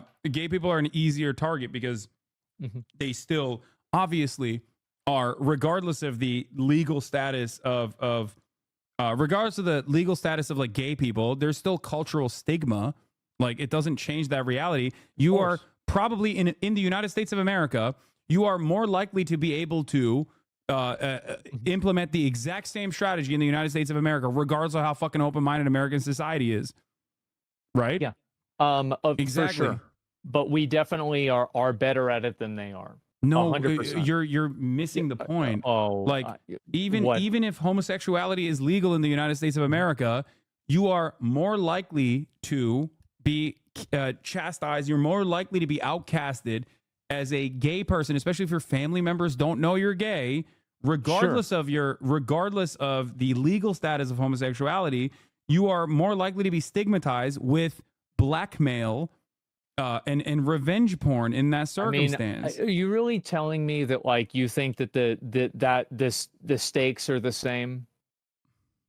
In terms of what? Being the stakes blackmailed ultimately as getting- literally don't matter because we're still talking about a violent military occupation in the West Bank. So yeah, Israel's bad. Like, I mean, for sure, Israel's bad. Absolutely. I can't believe like I said, It's I been can't a believe while, there's like right? still. Yeah. I can't believe we're still going back and forth on like homosexuality in occupied territories. Like, again, it bears no basis on whether or not these people are forth on like homosexuality in occupied territories. Like, again, it bears no basis on whether or not these people are worthy of being subjects of colonial occupation. They're not. You know, that's I think that it really answer. like you could sure. Like, I don't really think it's that big of a deal either way, right? Like, I don't really have like a super like my main problem is the fact that they do that. By the way, And I do want to state something because like Islam is like by and large, Muslim cultures are by and large more tolerant of trans people. Remember what I mentioned about Iran, for example? Like, even in Iran, you can get gender affirming care. As of 2008, gender affirming care in Palestine is legal. In 2008, Palestine adopted the ICD-10 classification, which contains codes for diagnosing transsexualism in adulthood and childhood, which authorized the initiation of medical transition. As it stands, however, there is no recognition of non-binary gender in Palestine. And there is still LGBTQ discrimination in Palestine with not enough protections, and employment discrimination and housing discrimination, which seems like a laughable concept to even invoke, considering the material circumstances of everyday Palestinians, especially as it bears no basis in, like I said, them being subject to colonial occupation. well, I think that it's important. Like, I agree. I think it's important for them to not be subject to colonial, occupation. Of course, right? Why would I want that? Why would anybody want that? Again, it's also like very clearly, it's not like Israel's making them any better, right? So like, if I have this viewpoint, I think this, Israel's doing this, if it's Israel's outcome, well, then the outcome isn't very good. So you might as well let them do their own thing, right? I agree with you. Sure. Yeah, if they're going to be homophobic and Israel's killing them versus they're going to be homophobic and Israel's not killing them, I prefer the they're going to be homophobic and Israel's not killing them outcome. I think we can agree on that, right? Especially if we both come to the recognition that Israel killing them is not going to combat homophobia at all. Okay. All right. We can come to that agreement. Okay, great. All right, perfect. That's it. Yeah. And beyond that, we like can I do that. said, it's not as black and white as like Palestinian culture inherently is homophobic or anything like that. And we are all, again, we are all products of our own material conditions and our circumstances. I certainly hope that they're able to make things better. I do. One day. Yeah, one day, sure. One day they maybe one day they can also argue amongst themselves about whatever game developer is making it's Ubisoft, gay people with the gay black samurai. Yeah, Ubisoft Palestine. A lot of Palestinians are going to be up in arms. Right. Okay. All right. Well, thank you, Asmongold. No, for sure. And I can see your point of view. I hope that you can see my point of view to an extent. You don't have to agree with me, but I think that my perspective here is not totally crazy, and I can see where you're coming from too. And for sure. All right. I don't think that you're like okay with it, and etc.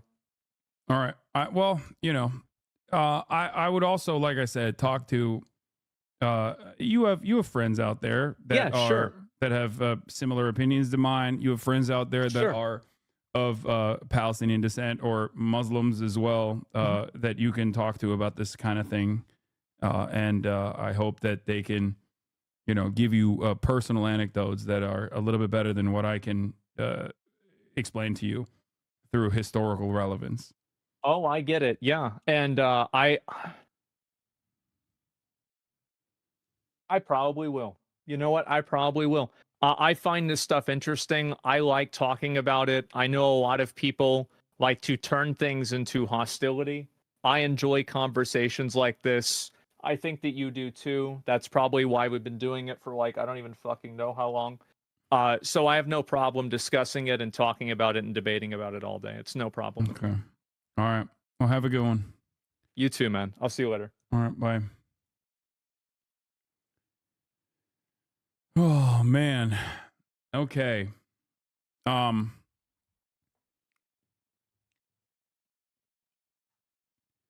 sure that chat's gonna be really normal about this.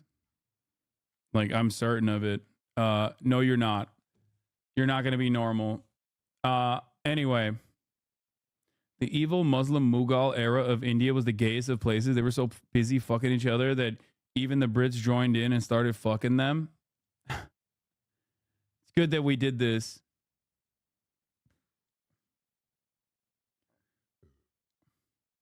Now extend this feeling and perspective of the Palestinians to animals. Auschwitz begins whenever someone looks at a slaughterhouse and thinks this. They're only animals. And if you think this too, far or not from your fight or representing the same trait you despise in. I love that the first comment I read after the evil Mughal Empire was a vegan making a Holocaust comparison.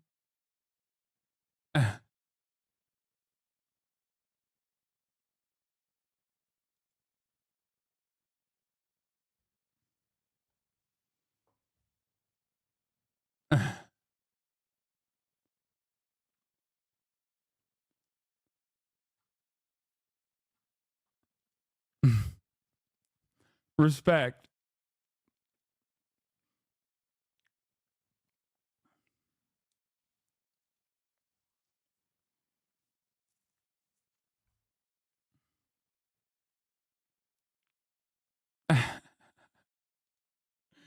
Oh, that's awesome.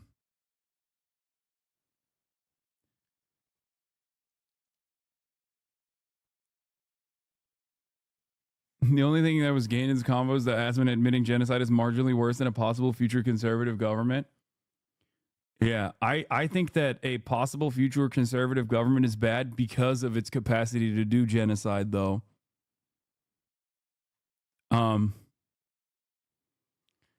Anyway.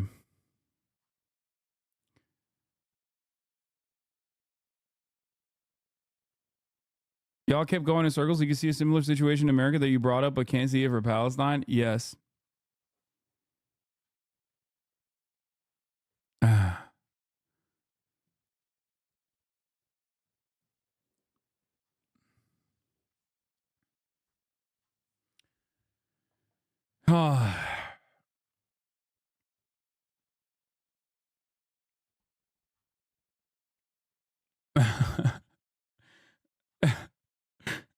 Anyway. I don't know if I reached Asmongold's audience in a positive way, but that was my hope and that was my goal. That's it.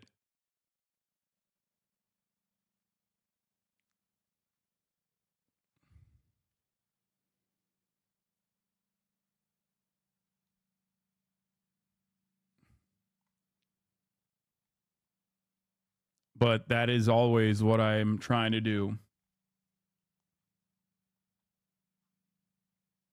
Even if I was not able to change Asmongold's mind, it does not matter, because I'm sure there are people in his community that maybe had a different approach to this subject now because of the charitability that Asmongold offers me.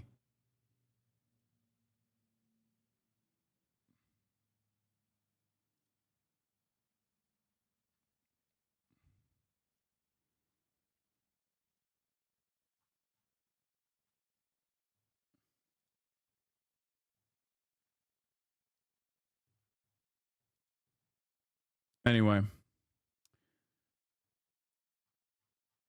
Okay, let's continue with Israeli attacks on a hospital tent camp.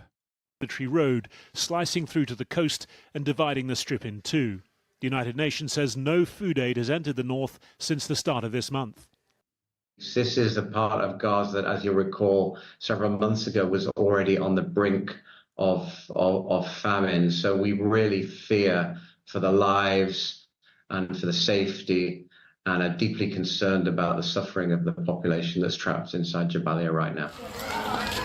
The Associated Press reports that Israel's Prime Minister is considering a plan promoted by a group of former generals to seal off northern Gaza, instruct civilians to leave and starve out remaining Hamas fighters. An Israeli army spokesman has denied that, saying the latest evacuation orders for Jabalia were not part of any such plan. But the renewed attacks will delay, if not... That was so unproductive. Thank you for silencing us while giving Asmon air. Take a week off. Sorry. Prevent plans to expand the UN polio vaccination program, which was due to move north in the coming weeks. And even in central Gaza, it's under pressure. A school in Nusayrat camp, due to be a vaccination center, was itself attacked late last night, with more than 20 killed. Among them, one-year-old Yaman and his mother. Theirs among the funerals today at the Al-Aqsa hospital amid the ashes and smoke of last night's fire. He was born in the school and was martyred in the school. To God we belong and to God we return. He has seen nothing of life. They had to beg for clothes so he could be dressed, so they could cover him and dress him. What are we supposed to do? What are we supposed to do with our lives? Where are we to go? Where are we to hide our children? Questions asked for so many months now, still unanswered. Harry Forster reporting. Well, Israel's Prime Minister, Benjamin Netanyahu, is in a security cabinet meeting in Tel Aviv amid continued speculation over a potential strike against Iran. Israel also pledged a forceful response against Hezbollah in Lebanon after a drone attack near Haifa killed 4 Israeli soldiers and injured dozens.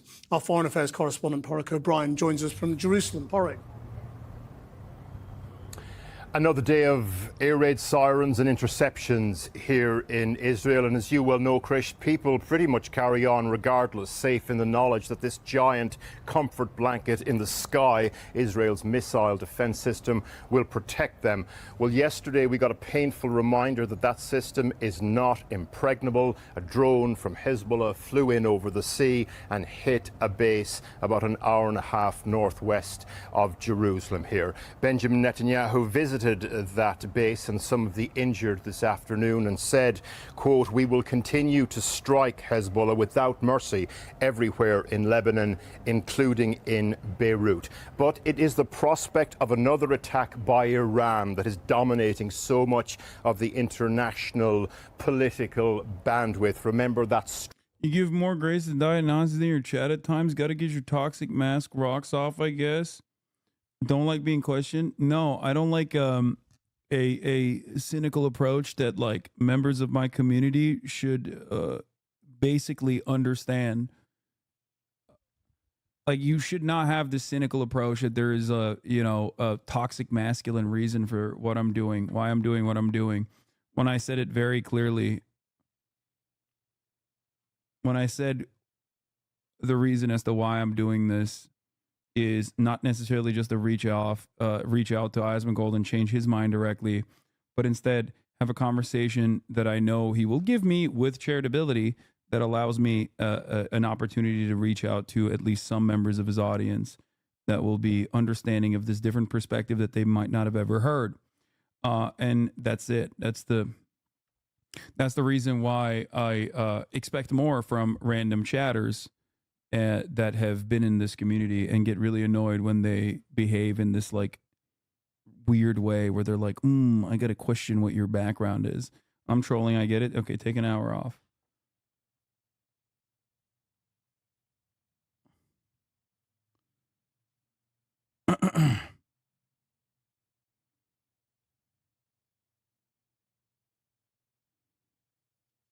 That missile barrage launched at Israel 2 weeks ago.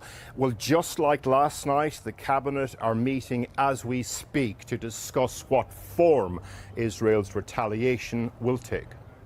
The soldiers' mess hall was full of recent recruits, rookies having dinner yesterday evening, preparing to go to war. Then war came to them. A drone launched by Hezbollah. That's a crazy way to cover that. Bro, they're fucking enemy combatants. Like, what happened? Actively in war inside of a fucking military base. Like, here's the difference. Hezbollah used, to the best of their ability, a targeted fucking drone strike as opposed to leveling the entire city block of the barracks and also killing a shit ton of Israeli civilians in the process. Because that's what Israel does. Israel will literally blow up entire city blocks to be like, oh, we got one general, I think. But not even certain if we did get the one general. But it doesn't matter.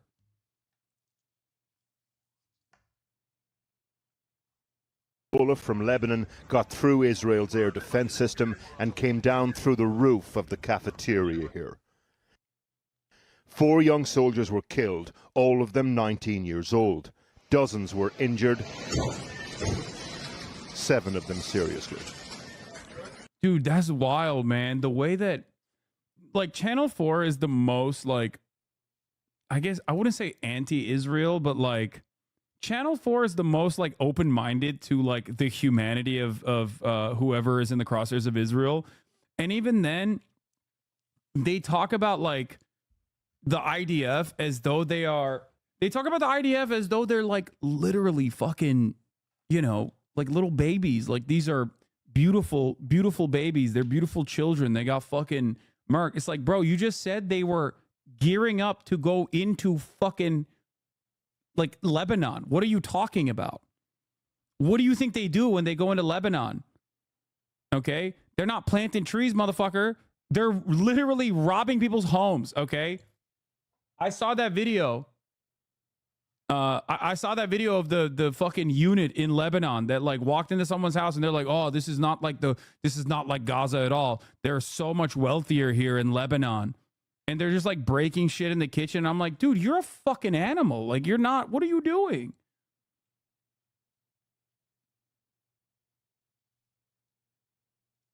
It's the largest loss of life by the army here away from the front line since October the 7th.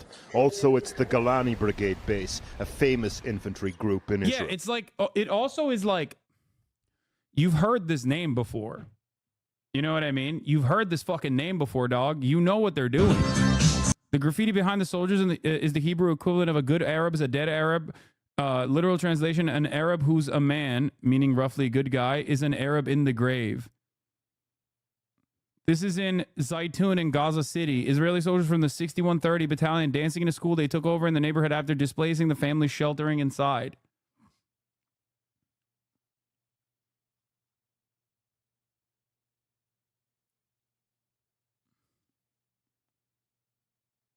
Israel has named the 4 teenage victims of a Hezbollah drone strike on a military base as at least 13 people were reportedly killed in an attack on central Gaza school. Sky News managed to highlight the double standard in Western media in one post. Israeli soldiers are teenage victims of a named attacker. Palestinian refugees are people reportedly, to cast doubt, killed by an unnamed attacker.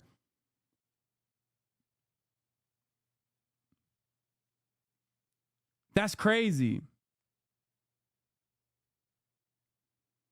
These soldiers were out of combat, though. Just like it was kind of dishonorable to take out Hezbollah in their homes when they're gearing up for an attack. Brother, they are in a military base. They're armed soldiers in a military base. Okay? When Israel engages in acts of war, they do not just fucking target armed combatants. Okay? They literally blow up entire city blocks, kill 500 fucking people, and then go, they were using human shields. They shoot fucking ambulances. What are you talking about?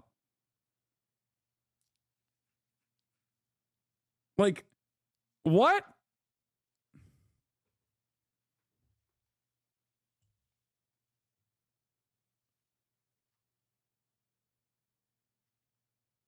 That's crazy.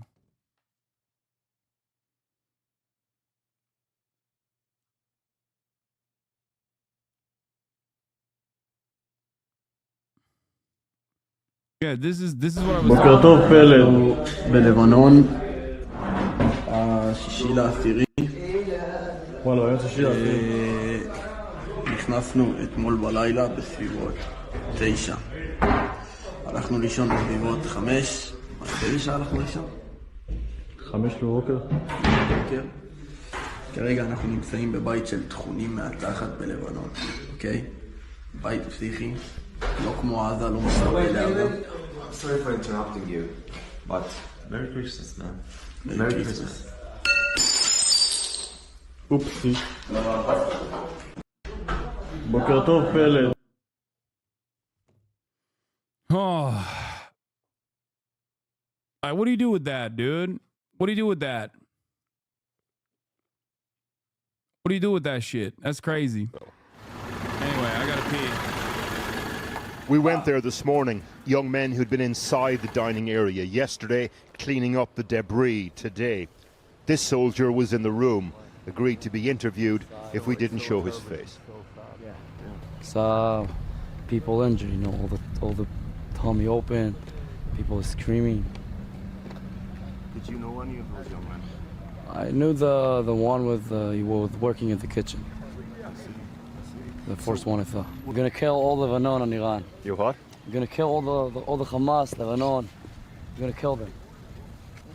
So according to an initial investigation by the IDF, 2 drones approached Israel at around the same time yesterday evening. The Navy picked up the first one, intercepted that and took it out. The second one, though, was initially detected by the Israeli Air Force. A number of jet fighters were scrambled to try and take that one down, but they lost it at some point and it struck the base behind me, killing those 4 young soldiers. The IDF say they're going to investigate why they lost track of that drone and also, crucially, why it appears that the air raid siren system didn't sound at the time. This is at its heart a tragic loss of these young men's lives, but it is also a source of acute embarrassment for the IDF.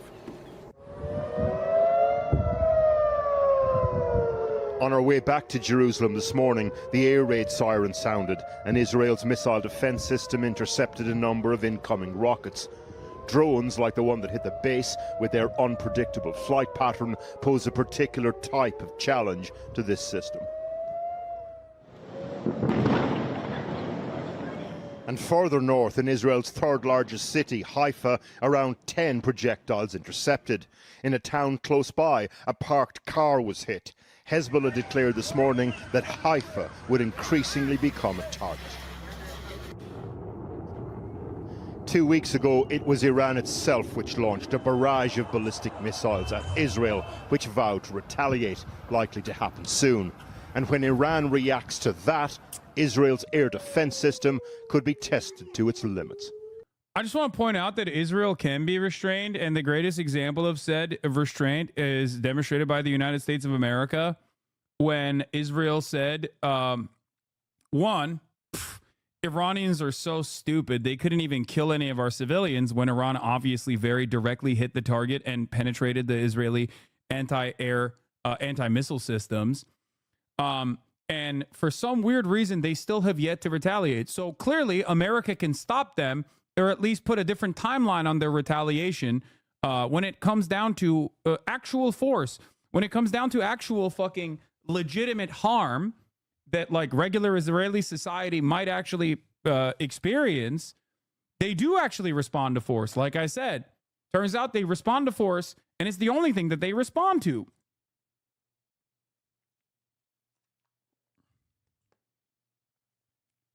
What kind of message do you think they're teaching everyone in the region?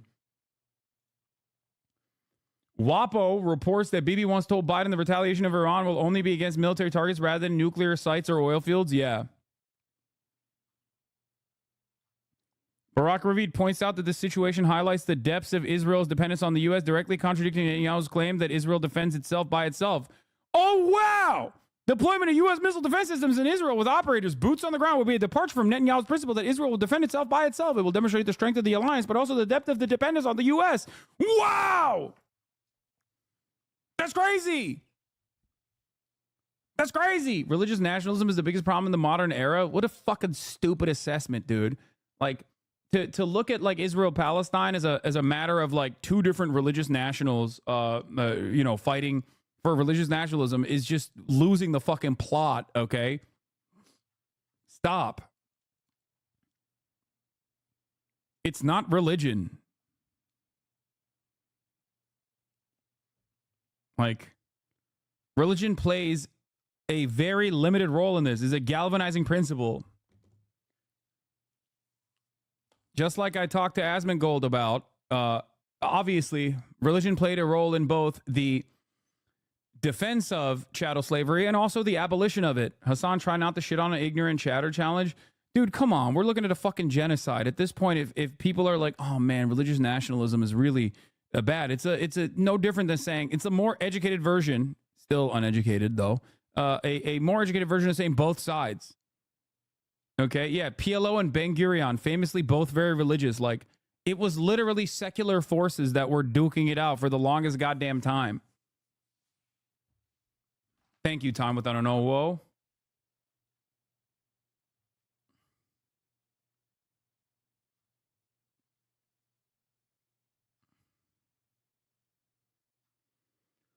I feel like religion galvanized the masses to follow whatever BS their government decides to do in the name of the religion. I know, but the real reason is like the material gains that you make through war. What are your opinions on IDF soldiers? The draft is mandatory. However, feel more respect for the draft dodgers. Yeah, 100%. Never join the fucking military. I say that about the American military too. Fuck you mean? Look, dude, I have no sympathy. I'm sorry. If you are like looking at what the Israeli government is doing and you're like, oh, I'll join that fucking, I'll join that shit. I'll do it. Like, as long as, listen, there are plenty of fucking vets that are, that play a formative role in radicalizing people against the state of Israel, right? People who are in the forefront of all the wrong that Israel has committed. And I have respect for them, just like I have respect for veterans in the United States of America who are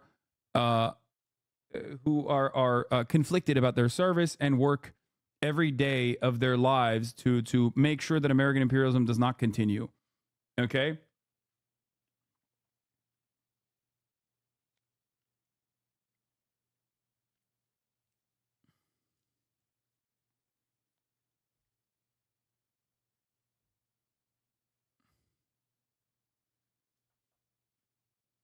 Anyway,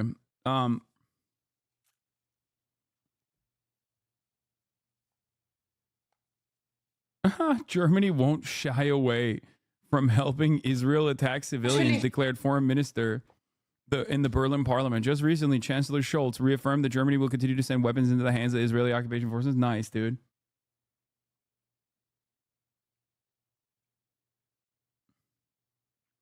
At the end of the day, the Arabs shouldn't have betrayed the Ottomans. I mean, I can't tell if you're joking because